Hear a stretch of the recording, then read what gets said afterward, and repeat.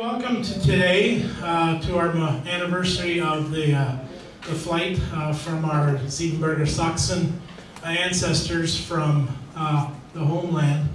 It's a day, I think, to pause and remember for all of us that fairly traumatic event that occurred and changed not only the lives of the people there that day, but the lives of all of us that are here today.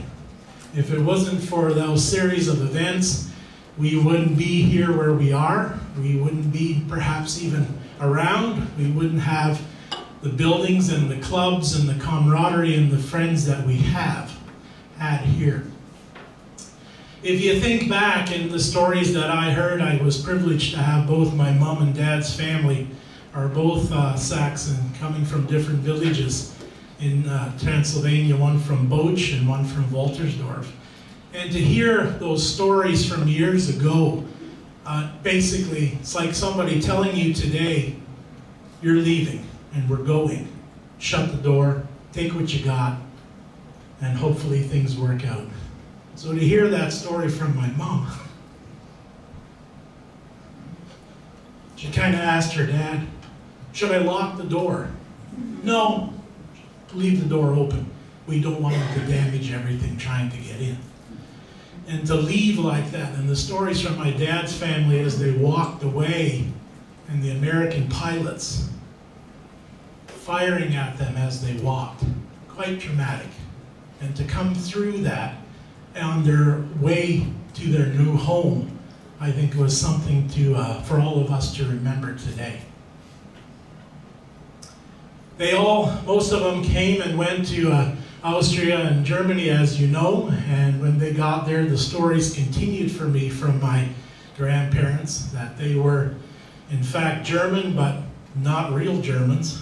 And my mom's stories about her being the little Romanian girl knows how to say this, why don't the rest of you know? But again, they were outsiders or Auslanders, even though they were in the countries that said, come along with us because you're part of our heritage. My father's family too, the same way when they were in Austria. My dad had applied to become a jeweler. And a couple of days before he started school, a watchmaker, sorry, but a couple of days before he started school, you're not an Austrian. Somebody wants your position. And that was it. So again, the trauma of coming from their home, their Heimat, to another place that welcomed them, but it still was not home. And then to have that next traumatic journey to come here, and the stories that I heard about how that trip was and how hard it was and what little they came with to seek out a new home here.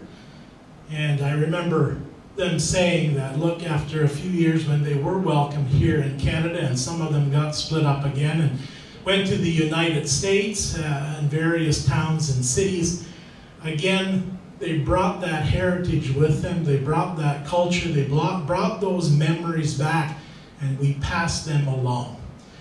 So I think it's important to remember today that series of events and why we're here. As the Saxons went to Siebenbürgen in around the year 1150, stayed there for over 1,000 years. Some have now split up to all parts of the world, including the ones that we are all here representing. And hopefully those memories and those traditions and those cultures will last another 1,000 years here in this Heimat. Heimat is where you are. It's in here. So hopefully you have some good memories from today, and we bring back that journey and that result of where we are now to come together again as a culture, as a people, and think about that Heimat. It's not necessarily where the original came from. It's like my dad said here, this is my home now. This is my Heimat.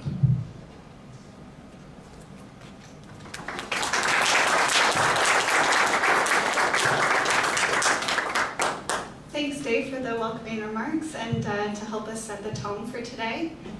So with that, if I can invite our president of the Landsmannschaft der Siebenbürger Sachsen in Canada, John Werner. Herr Präsident David Pfingstgraef, liebe Landsleute und Freunde, dear friends. Between September the 6th and the 20th, 1944, treks from 34 villages in the Bistritzer area, 11 villages from Rainer Lenchen, and 7 villages from the Kokol areas were evacuated with the advance of the Russian Red Army. 35,000 Transylvania Saxons, approximately 95% of the population of northern Transylvania, had to flee with only a few days' notice. Among those families was my family, the Werner family from Weilau. My grandfather, at that time, Johann, 49 years of age, my grandmother Rosina, 44, my great-grandmother Mai, I don't have her age, but I imagine around 60 to 65. My father, Johann, 25. My aunt Rosina, 14. And my uncle Mike, 11. Along with the Bocher, Frim, Fritsch, Counts, Schatz, and many other families, a total of 677 people from Weilau alone. They hitched horses and oxen and cows to hastily converted farm wagons that now had a tarp-proof roof for protection from the elements. All livestock and animals were released from the stables and chased out to the streets. The wagons were loaded with important papers, the family Bible, some heirlooms, and mainly food, flour, cornmeal, and freshly slaughtered meat or preserved meat that they may have had on hand. Older people, pregnant women, and young children also had to have room on the wagon. Our family was fortunate to have 2 wagons, one pulled by 2 young horses and the other by a mare who had a young colt running beside her. In a book written by Steve Schatz, he writes the following: "The wagons rolled out of the yards onto the streets, formed lines, and drove out of the village. The church bells continued ringing. Outside the village, the whole convoy stopped, and all villagers turned around weeping to take one more look at their beloved village, which had been their only home, where they were born, where they had played as children, were baptized, went to school, and got married. All at once, everything was wiped out." This planned evacuation, led by church leaders Dr. Karl Molterus and regional leader Robert Gossner, took approximately 2 months to travel 1,500 kilometers from Romania through Hungary to Austria. Lack of food for people and animals, bad weather, and the constant threat of Russian bombers was ever present. Often, with the roar of approaching planes, people were forced to flee the trek into nearby woods for protection. Some did not survive. On October the 23rd, 1944, the trek from Weilau landed in Heinfeld, Upper Austria. Horses were given up to be taken back to support the German army. People sought refuge with locals and in barns, working only to be able to feed their families. April 1945, the threat of war again close, and all were once again forced to flee, moving on to Upper Austria, end goal Salzburg. Arriving in Salzburg, they were herded into what were at one time horse stables, now to be their home. On May 8, 1945, the war ended and our people had reached the safety of the American lines. The 16 barracks in Salzburg, called the Rositenkaserne, accommodating 1,500 people, would be home for the next 5 to 6 years and their transition to Canada. The evacuation claimed less than 100 lost lives with about 35,000 North Transylvania Saxons evacuated. On the other hand, the deportation of more than 70,000 women and men from southern Transylvania to the Soviet Union in January 1945 resulted in the death toll of about 14,000 victims. My mother, Katarina, was one of those taken from her home in Meschendorf on January the 16th, 1944, and taken to work in the factories in Russia. With fate and some good luck, my mother was able to escape Russia to make her way to Salzburg, where she met my father. My mother lived to be 96 years old, passing away in March of this year. As Susan Kutchik writes in her book, we were not welcomed. We were considered outsiders, refugees. We had no status. We had no money. We were Lutheran, not Catholic. We looked, talked, and acted differently than the local community. We were discriminated against every turn. Though I never witnessed any overt violence against anyone in our population, it was clear that our presence was not appreciated in Austria. The goal of most Saxons in the Rositenkaserne was to immigrate either to Canada or the United States to be free of aggression. The only way to do this was to have sponsorship. Even to those having family in the United States, the borders for most were closed. Canada was looking for hard-working new immigrants, but sponsorship was still necessary. You either had to have family, an employer, or church sponsorship. In the case of the Werner family, my grandfather had a brother in New York City that paid for the fare, and my grandmother's brother, George and Katarina May, and the George and Katarina Moser family who had immigrated to Kitchener in 1929 provided the housing. Many other families were sponsored by the Lutheran Church, as well as those that were sponsored by farmers in Alberta to work on their farms. Those that did go to Alberta stayed for their required, usually 2-year term, and then made their way back to Kitchener and Aylmer to be close to their relatives and countrymen. Why Canada? Canada was looking for immigrants. The area around Kitchener-Waterloo at that time settled predominantly by Germans. There was lots of work to be had, and the community was growing. There were fellow Saxons in Aylmer and Windsor that could give the newcomers support. Within a few days of their arrival, many of the men had jobs in the many furniture, leather, shoe, and rubber factories in the cities.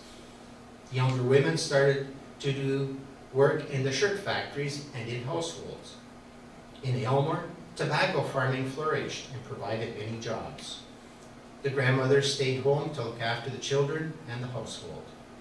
Many young men and women attended evening classes to learn English and further their education.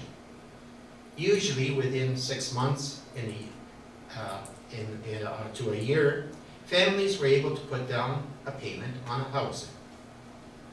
These homes quickly filled up with new Saxons immigrating, needing a place to stay while they planted roots in the new country. Many of our Saxons went on to own their own farms, start manufacturing businesses, real estate, sell real estate, and go into other sales.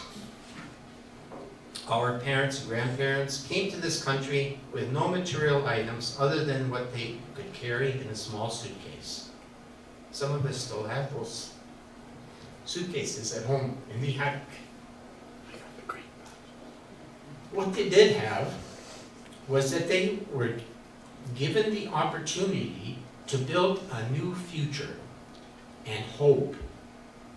Our Saxons need for a new future in hope to raise their families in a safe environment where hard work that they had been used to for generations would again allow them to prosper, practice their Lutheran religion, and carry on with their Siebenbürger customs and traditions. Our Saxon community grew. In 1951, in Kitchener, the Transylvania Club was established, and in 1971, the Saxonia Hall in Aylmer. There was actually a gathering for the Saxonia people from in Aylmer. Before that, I believe it was called the Friendship Club. In 1951, Professor Walter Scholtes established the Transylvania Club Choir. Shortly after, Professor Scholtes and my father, John Werner, established the Transylvania Brass Band. The cultural group made up of dance group and theater group followed. There was even a German language school that provided Deutschen Unterricht on Saturday morning. Many of us attended that. The Frauenverein, Ladies Auxiliary, played an important role at both the Transylvania Club and at the Saxonia Hall. The Landsmannschaft was established officially in 1963 and had basically 3 goals. Number 1, upkeep, sustain, and provide connection for Saxons in and outside of Canada. Number 2, to provide representation to Saxons living in Canada to the government. And number 3, the most important, was to maintain and preserve Siebenbürgische Sächsische heritage, customs, and traditions, as well as the German language. To maintain and preserve the Siebenbürgische Sächsische heritage, customs, and traditions is best done through our annual Trachtenball at the Transylvania Club and the Saxonia Hall. Our annual Heimattag, 1 year in Canada, the other in the United States. And our youth and cultural exchanges with our federation partners, Austria, Germany, Romania, and the United States. It is these functions that keep our Saxon heritage alive locally in Canada and the United States and with our European partners. The motto for the Transylvania Club's 50th anniversary was as follows: Wer die Vergangenheit nicht ehrt, verliert die Zukunft. Wer seine Wurzeln vernichtet, kann nicht wachsen. If we do not honor our past, we lose our future. If we destroy our roots, we cannot grow. It is hard for those of us born in Canada, and certainly for our youth today, to understand what our parents and grandparents had to endure to come to Canada and provide the lifestyle that we are used to here today. Our fathers and forefathers have maintained and prospered our culture for almost 900 years. It is up to us, the first, second, and third generation of Transylvania Saxons born in Canada, to carry on these traditions. I would like to close my remarks with the following summary written by Horst Goebel. He says this: sometimes something has to be endured to be overcome. Adaptability is required. Ancestral experiences are welcome. A sense of identity, the knowledge and desire to belong to a community, the will to live, the strength to make a new start. These were ultimately the trump cards that our evacuees had not lost. And the evacuees did not lack awareness. The threats of flight were accepted as challenges.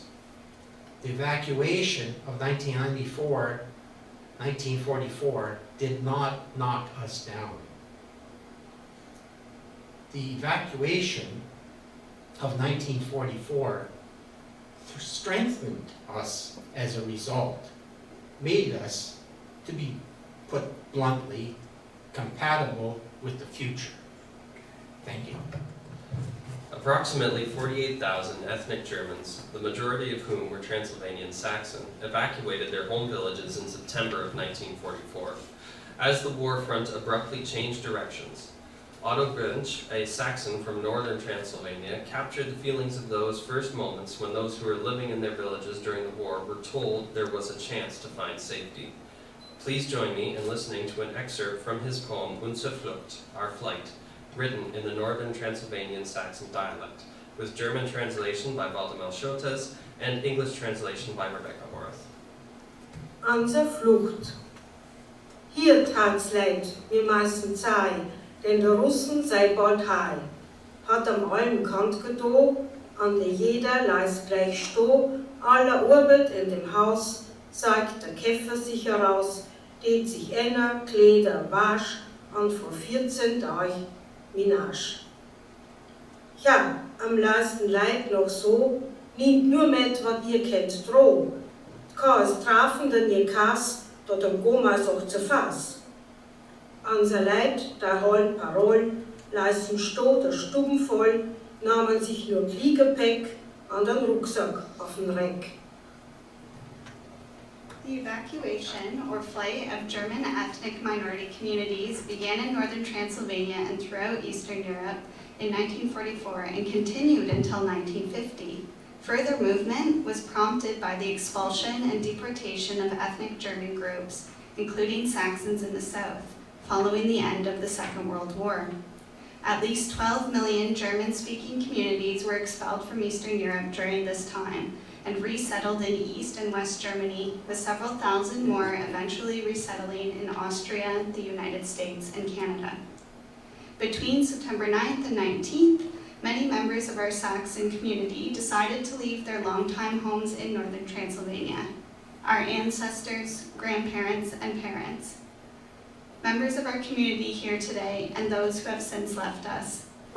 The decision was a difficult one to make, and concerns about the actions of the advancing Soviet army or an uncertain future in flight cast a shadow over the colorful culture of our centuries-old Heimat. Let us take a moment to reflect on the sacrifices made 80 years ago and to silently honor those who have passed on to their eternal rest.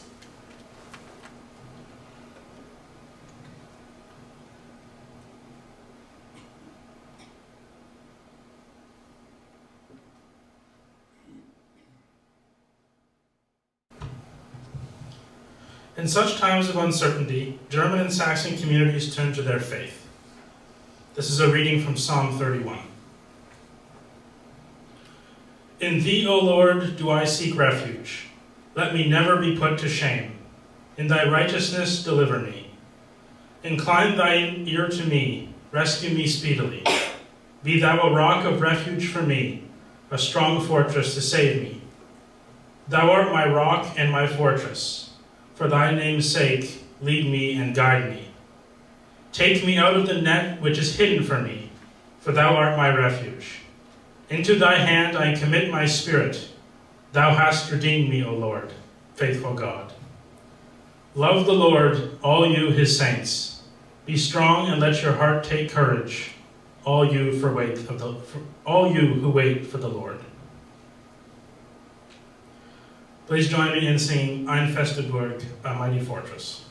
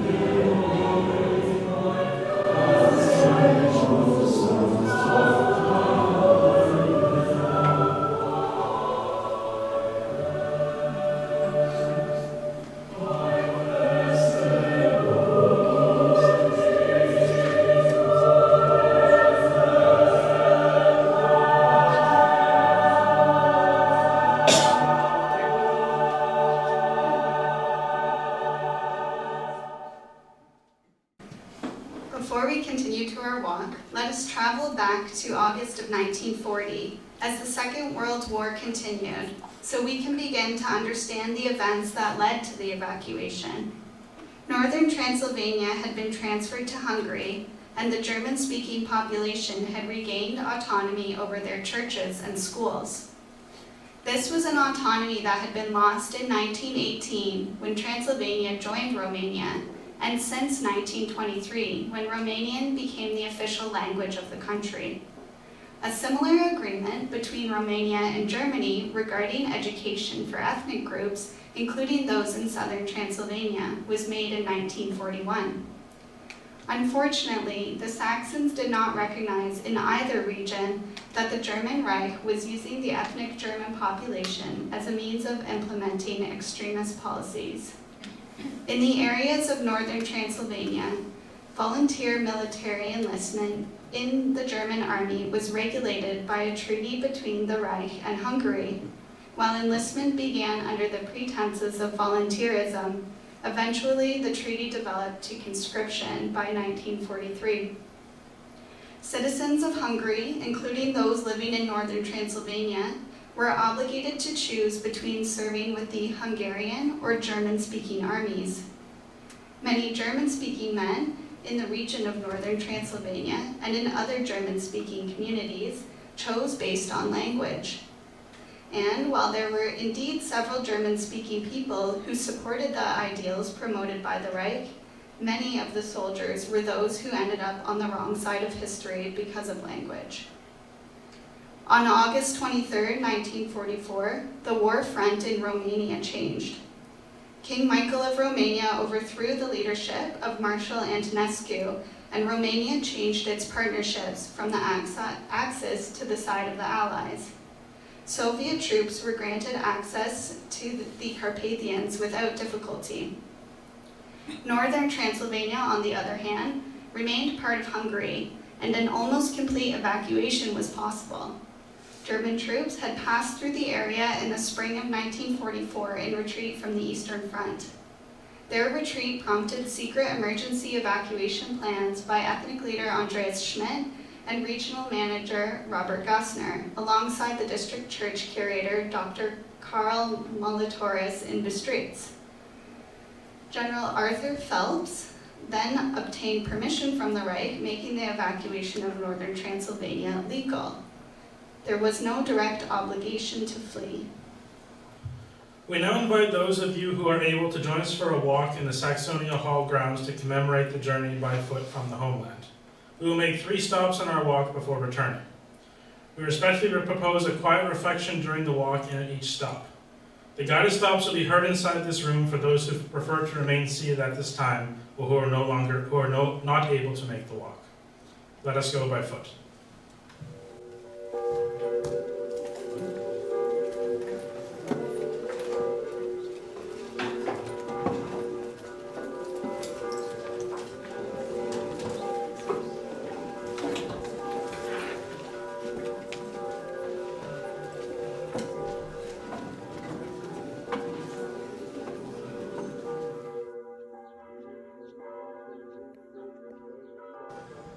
At 12 noon, the 3 bells rang out with their harmonious tones and rang as a farewell. All that they had worked for these many years had to be left behind this instant. Only the hope of return made the departure easier. They traveled in groups on average 25 to 40 kilometers a day. They covered 1,000 kilometers in 8 to 10 weeks. They were often subjected to attacks by Romanian and American fighter bombers. In March 1945, almost 90% of German agricultural property became state property in Romania. In May 1947, Romania decreed that all German Romanians who served in the Reich during the war would have their Romanian citizenship revoked. Although those who fled northern Transylvania had intended to be gone for only a short time, this decree made returning to Transylvania impossible, as arrest would await those who went back to their homes. All refugees who were in the Soviet-occupied zones of Austria and Germany or in the resurgent Czechoslovakia were required to return to northern Transylvania and were considered traitors. retreating German army that had aided in the evacuation of Transylvanian Saxons and other ethnic German communities was eventually captured in Austria in 1945. Many ethnic Germans were forced to return to Transylvania, returning to homes that were already occupied. Romanians holding scythes and pitchforks met the Saxons at the edge of their village homes. They did not want to let them in.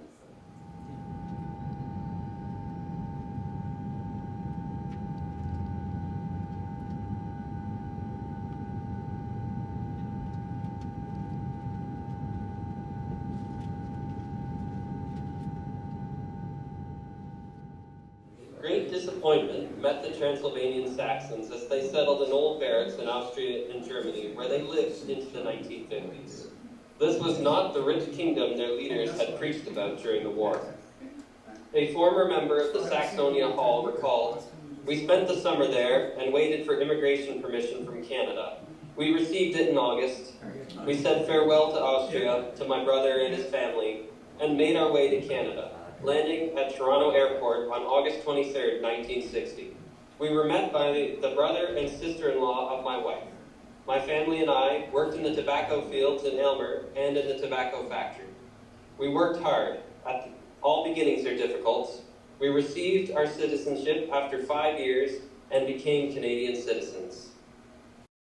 The immigration to North America started in 1948 and lasted until 1975.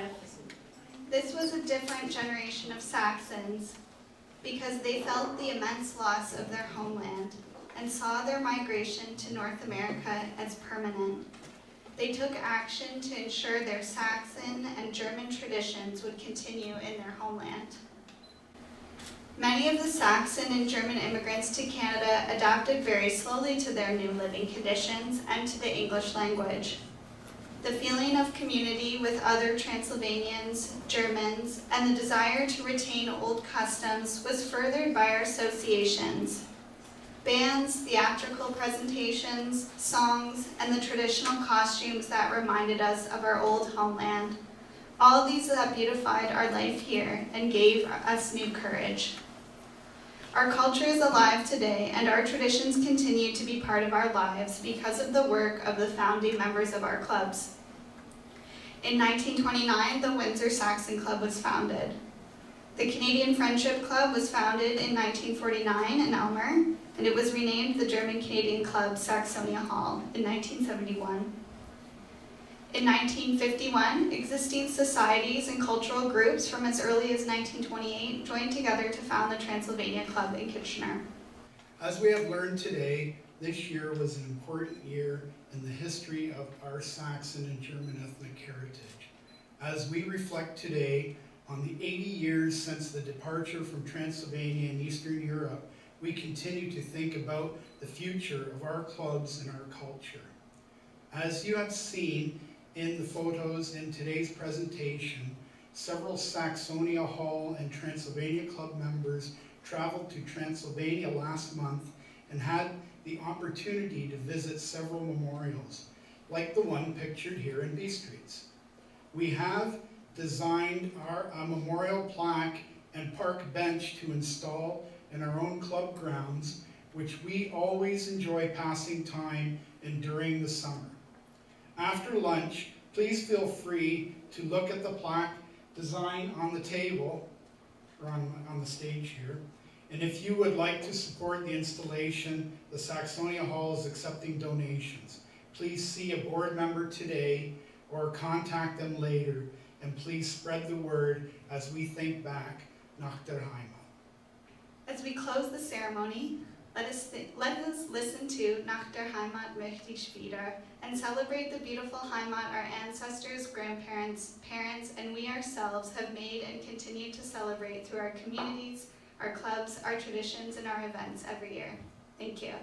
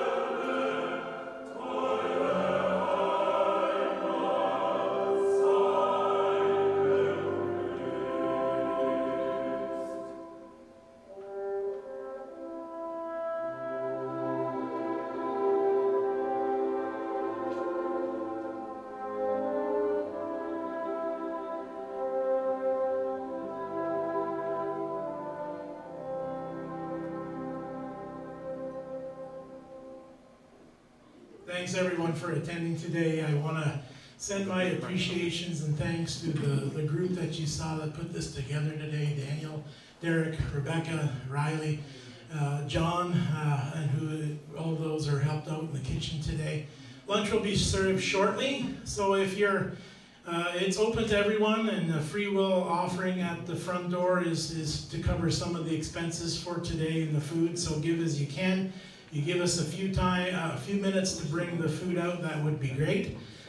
Certainly ask us about the memorial that we're planning to install in the backyard, and we hope that all of you here and all the members of both our clubs are welcome anytime to use the grounds in the back for self-reflection. So again, thanks for coming today. We hope you had some memories and some events that you will recall upon as you move forward with our traditions here as Siebenbürger Sachsen in Canada.